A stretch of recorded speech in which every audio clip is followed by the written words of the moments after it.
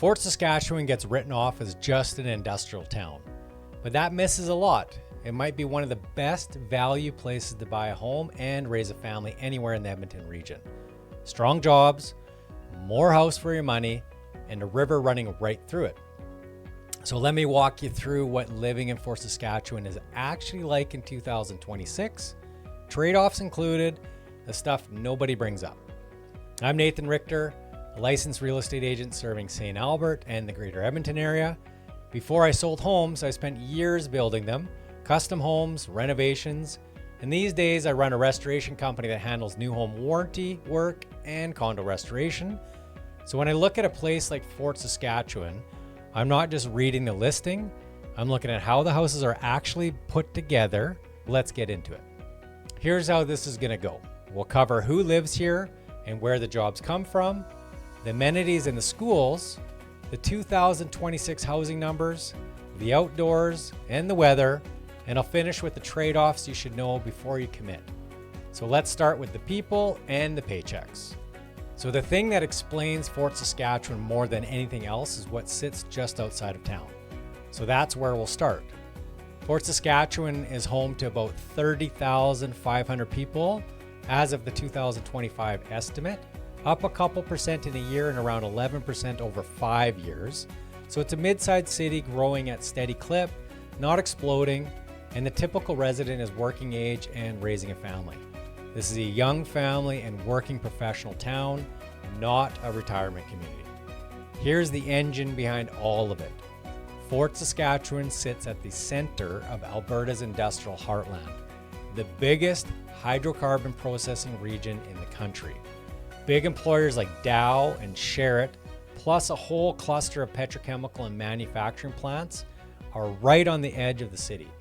That means a deep base of stable, well-paying industrial jobs close to home. You're not automatically commuting into Edmonton the way you do or would from a lot of other bedroom communities. And that's a big reason people move here. And I don't think it gets enough credit. The paycheck and the house can be in the same place. It's also why incomes hold up and the housing market stays as steady as it does. And here's a big one, just announced. Right next door in Sturgeon County, still inside the industrial heartland, Meta is building a $13 billion AI data center. It's their first in Canada and one of the largest single investments this region has ever seen. Whenever a project like this lands near a community, people ask two fair questions, the jobs and the water. So let me give you the real answer on both based on the information we have.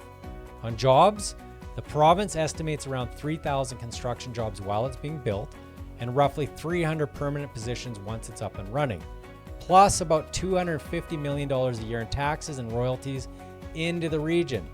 And I'll be straight with you, that big 3,000 number is construction, and the long-term operating staff is a lot smaller. That's normal for these facilities, and I'd rather you hear it accurate than oversold. Either way, it's years of construction work and a serious, lasting lift for the local economy. On water, which is the concern I hear most, the design answers it. It uses a closed-loop liquid cooling system with dry cooling. In plain terms, it recirculates a fixed amount of liquid instead of constantly pulling in fresh water. For a home buyer, the takeaway is simple. This is a tailwind. More investment, more jobs, more demand in an area that already has strong incomes. And it's going into the designated industrial zone, away from the neighborhoods, built not to draw on local water. That's the industrial heartland doing exactly what it's designed to do. Now, day to day, Fort Saskatchewan carries more than you'd expect for its size. The big box basics are covered: Walmart, Canadian Tire, full grocery, plus a solid local restaurant scene from Original Joe's and Montana's to a few local favorites and a surprisingly good sushi spot downtown. For a bigger shopping run, Emerald Hills and Sherwood Park is a short drive, and Edmonton's full retail is about a half an hour out. Where the city really over-delivers is recreation.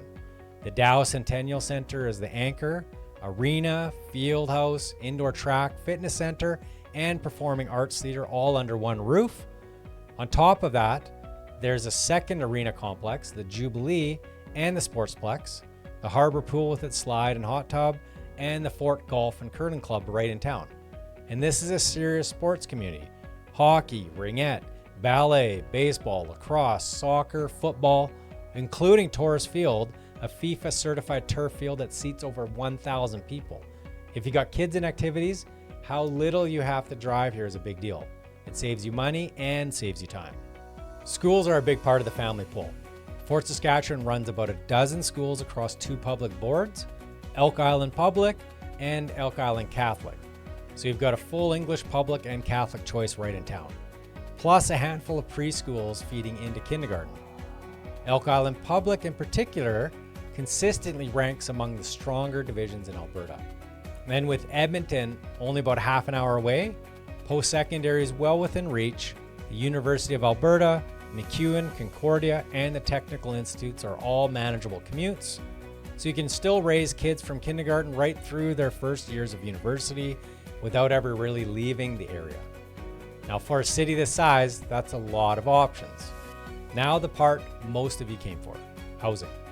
This is where Fort Saskatchewan's whole story pays off, so stick with me. These numbers come off Realtors Association of Edmonton's data for 2026. So right now, the average sale price in Fort Saskatchewan is sitting around $478,000. That's in 2026, with a typical home closer to the mid 460s, up a few percent over last year. Put that next to Sherwood Park in the low 520s or St. Albert well above that. You can see the pitch. You're getting noticeably more house on a bigger lot for less money with those industrial heartland paychecks right next door. It's a stable, affordable, pretty balanced market without the premium you're paying a couple exits west. Across the range, you've got condos and townhomes from the 200s, established bungalows, and 2 stories through the 400s and 500s, and newer executive homes, plus the odd acreage on the edges above that.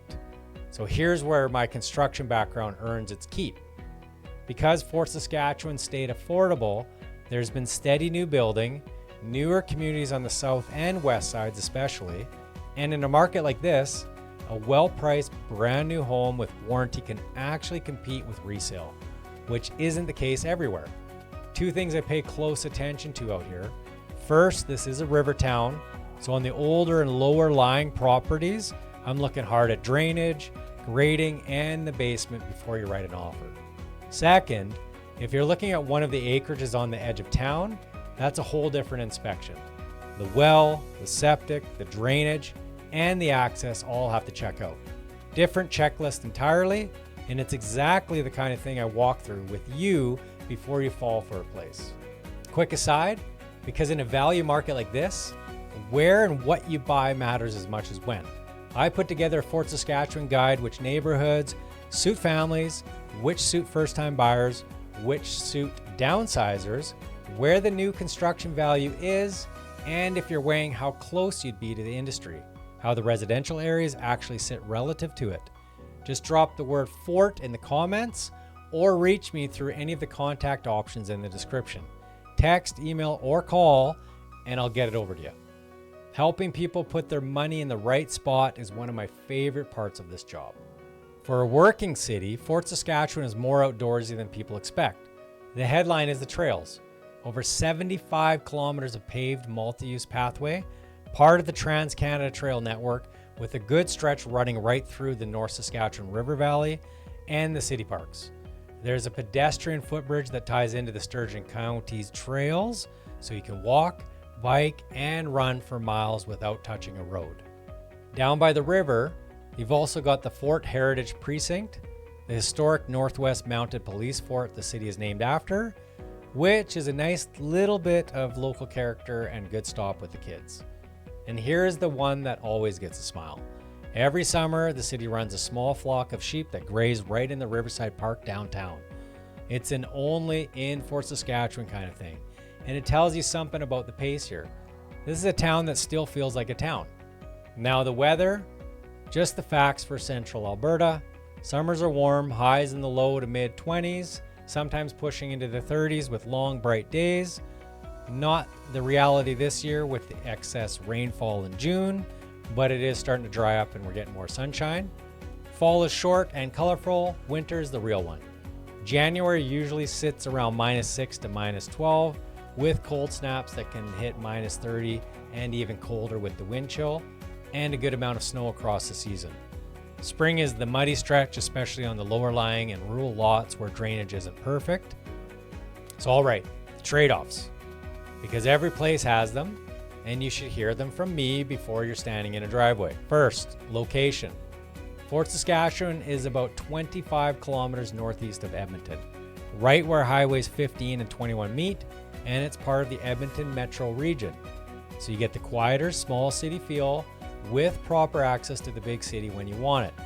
The drive into central Edmonton runs about 30 minutes, and like most of the region, this is a car-first town. Transit does exist, but it's light, so don't plan on going car-free. Second, and this is the big one, it's an industrial city. The plants behind all those good jobs are right there too. You'll see the towers and the flares on the skyline, and there's truck and rail traffic on the industrial corridors. The residential neighborhoods are deliberately buffered and set apart from all that, and regional air quality is monitored. That new Meta data center is a good example of how it's meant to work. It's going into that same designated zone on its own power and its own closed water loop, not into anyone's backyard. But I'll still tell you this, if you're picturing a purely pastoral small town, come spend an afternoon here first and drive the routes at rush hour. For a lot of families, the trade is well worth it. The jobs, the affordability, and the space more than balance it out. Just make it an informed choice, not a surprise.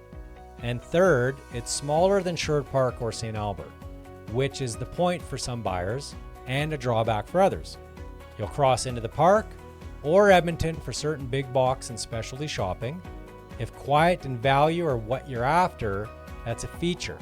If you want everything on your doorstep, factor it in. So that's the full picture of Fort Saskatchewan. Strong jobs, real value, a river and a trail system, and a couple of trade-offs so you can walk in with your eyes open. If you're thinking about a move out here and you want to talk through whether it's actually the right fit for you and your family, text, email, or call. My contact info is in the description. And don't forget to grab that Fort Saskatchewan guide by dropping Fort in the comments. And if this helped, hit like and subscribe so you don't miss the next one. We put out new videos every week. See you in the next one. Thank you.